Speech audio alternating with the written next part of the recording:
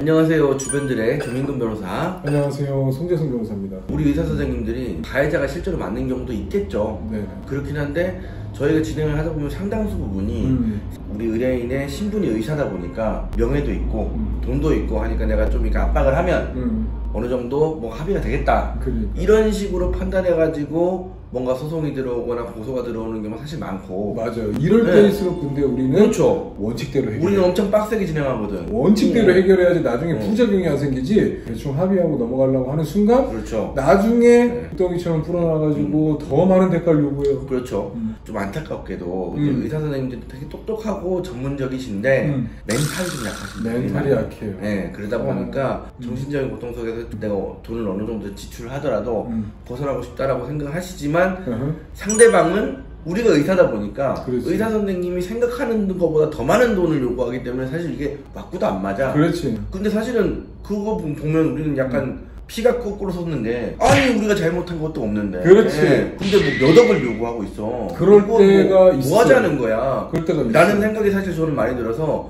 오늘 이제 소개해드리려고 하는 사건도 이런 거예요. 병원 내에서 직원이 의사 선생님이 자기를 이제 추행했다, 강제로 심할서를 쓰게 했다, 뭐 이런 여러 가지 것들로 해서 고소를 한 사건인데 네네. 처음에 경찰에서 송치했어.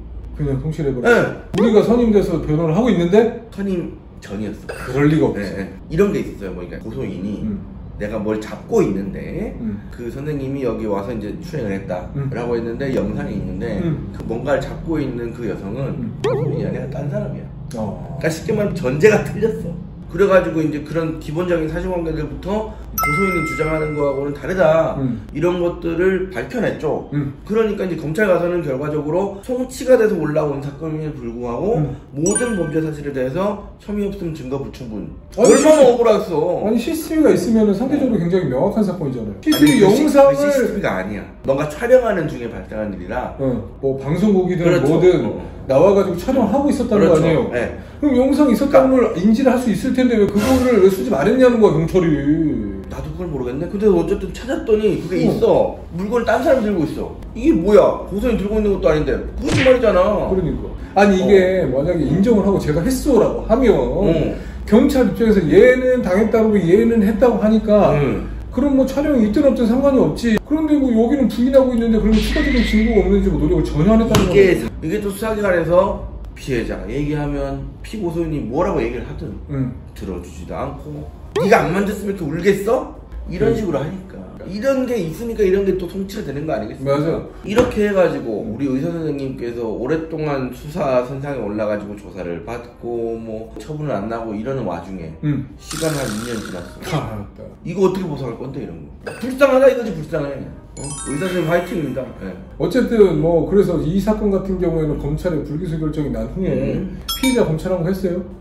이게 지금 일주일 전까지 우리가 확인해봤을 때는 아직 그건 없어요. 네. 근데 만약에 이제 들어오면은 연락이 오겠지. 근데 우리는 만반의 준비가 되어 있기 때문에 들어와도 괜찮다. 그렇죠. 일반적으로 또 검찰한 거나 이제 재정 신청 같은 경우에는 또 인용되는 가능성이 떨어지는데 간혹가다 또 인용되는 경우가 있어요. 있죠, 뭐. 하지만 저희는 그런 것까지 대비를 해가지고 검찰한 거랑 재정 신청까지 철저히 대비를 합니다. 그렇죠. 이런 상황에도 사실 대부분의 많은 의사 선생님들이 최악의 상황을 많이 상상을 해요. 환자가 1인 시위를 하면 어떡하지? 환자들한테 다 퍼뜨려가지고 뭐 병원이 망하면 어떡하지? 뭐 이런 너무 극악의 상황을 상상하고서 막 혼자 막 잠도 못 자고 끙끙 앓다가 변호사 소위 대충 합의하고 끝내주세요 라고 하는데 사실 근데 그게 능사는 아니다. 우리가 지금 진행하고 있는 사건 중에 피해자가 말도 안 되는 거짓말을 섞어가면서 하면서 1인 시위를 의뢰해가지고 지금 병원 앞에서 1인 시위를 하고 있는 양반이 있어요.